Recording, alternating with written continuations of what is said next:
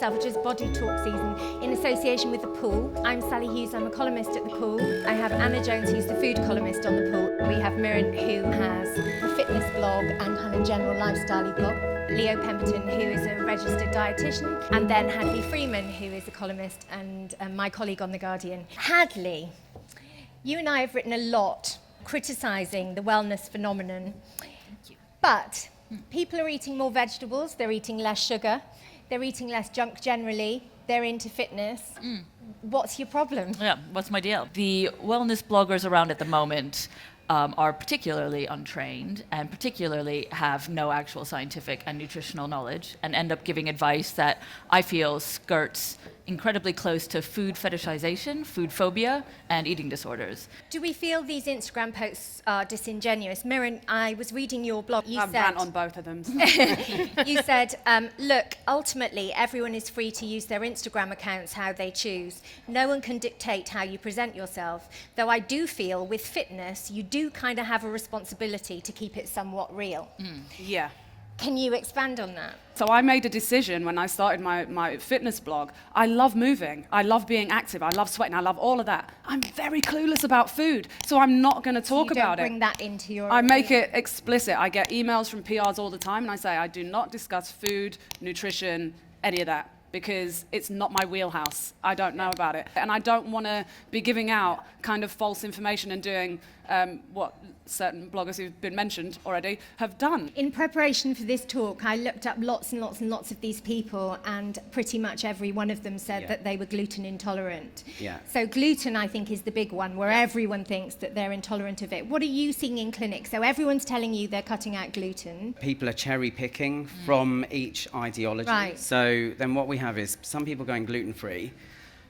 They're also going vegan. They come to me confused, and often they come to me when they've been trying that for a while and they have a deficiency or they're ill, and the penny can drop because it is making some people ill. The penny drops and they say, do you think that my healthy diet is making me ill? Is your answer frequently yes? Yeah. I'm seeing girls as young as 12 come to me in the clinic. It's really scary. Sad. Do all of you feel a responsibility? Do you feel like you're fighting against... I feel like a huge responsibility. I've grown up with a sister who's had, not the best relationship with food, and I've seen very, very firsthand and been, part of a process of healing. It's not anything to be taken lightly in any way, And I've sat on panels with, people who we've already talked about, who, are the nicest people in the world. And I've seen how people hang on every single word they say. And I find it utterly petrifying. Is this sort of assumption of expertise and knowledge the problem? Because Hadley, you suffered from an eating disorder to quite a severe extent when you were a child.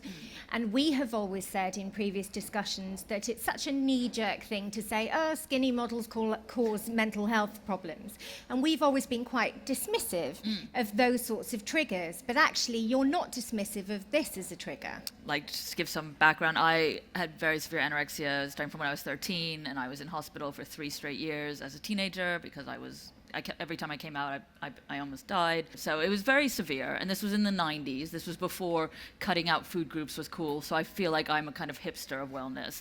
I was there so early, babe. I was cutting out carbs. An early adopter.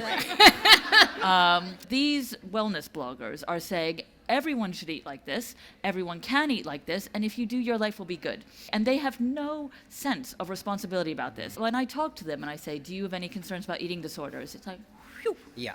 And teenagers are reading them. Teenagers are on Instagram, teenagers read blogs, and they're looking at these women who are all 24, and they think this is the way I should be eating. I should be cutting out bread. I should just be eating green juice for breakfast. Orthorexia is a new term, so it's the new disordered eating. It's an obsession with healthy eating and a fixation to the point where that obsession with being healthy actually becomes very unhealthy. In wellness, we're talking about a lifestyle trend. So there are lifestyle trends all the time. They're ephemeral. Off they go as fast as they came. But when you talk about language, are we setting up something permanent when we talk about certain foods as bad or guilty and certain foods as good, bad, dirty, clean? Are we setting up something more permanent for a generation than just a trend? It's not like saying wear short skirts this summer. I think it's going to be pretty hard to reverse what's happening at the moment in terms of clean eat, especially that term, I think is really dangerous. And I think it's going to take a while to reverse that if it's at all possible to do it. And is that extending to fitness, Muireann? To moving about? Are people becoming more and more obsessed with that? Absolutely. Like, yeah, fitness obsession is a real thing. It can be a very slippery slope.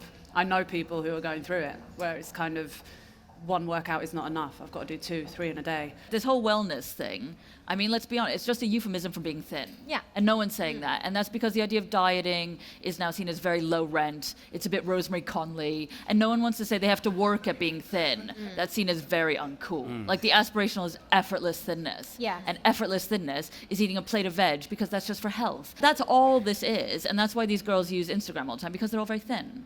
So let's just be honest and say what this is, which is just, it's about women, because it's generally women, wanting to be thin. I currently have 4 girlfriends with very young daughters who have developed eating disorders while worshipping Instagram wellness gurus. Now, are we convinced that those girls would naturally have gone on to such a grave mental health problem or not? Eating disorders are about anxiety, they're about unhappiness, they're a way of expressing that, or anger, which is why they're so common in women who feel they can't express those feelings, so they do it through food.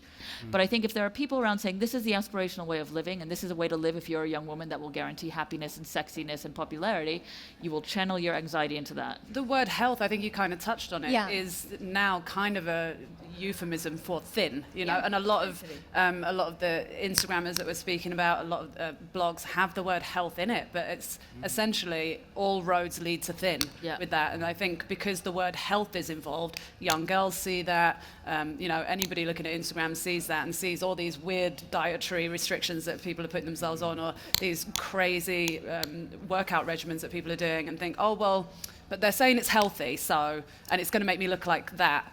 I mean, I started my blog in 2012, and I feel like I'm still kind of endlessly trying to bang this drum of like, it's about more than how you look. But and especially in the Instagram generation, it's impossible to escape it. Just so we don't sound like a bunch of really misanthropic, bitter, cynical people, if we're saying that these things are not ideally what we should be doing, what should we be doing?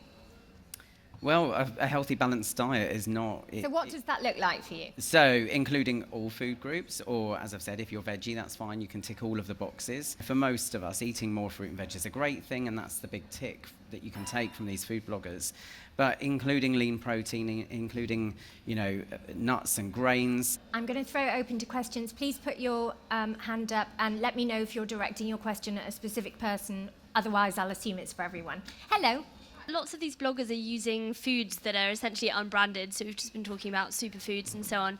And I was just wondering if you could give me your opinion on how brands should be reacting to this. I know lots of brands are getting involved with bloggers, and yeah, I'd just be interested to hear your thoughts on that. That's a very good question.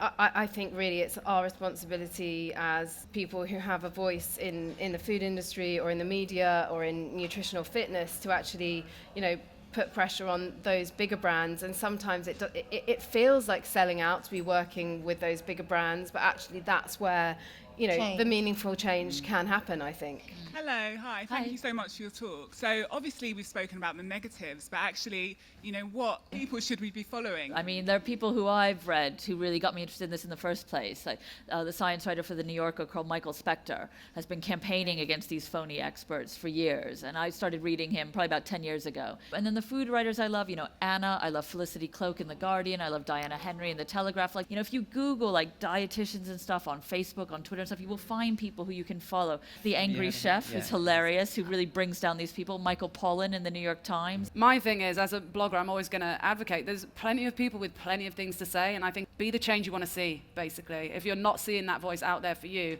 and you have things to say about it, and you feel passionately about it, you've got all these tools to create that for yourself, you know? Thank you so much for coming on behalf of Selfridges and the Pool. The lesson is be what you believe in and start supporting positive initiatives. Thank you and have a lovely evening and enjoy your supper.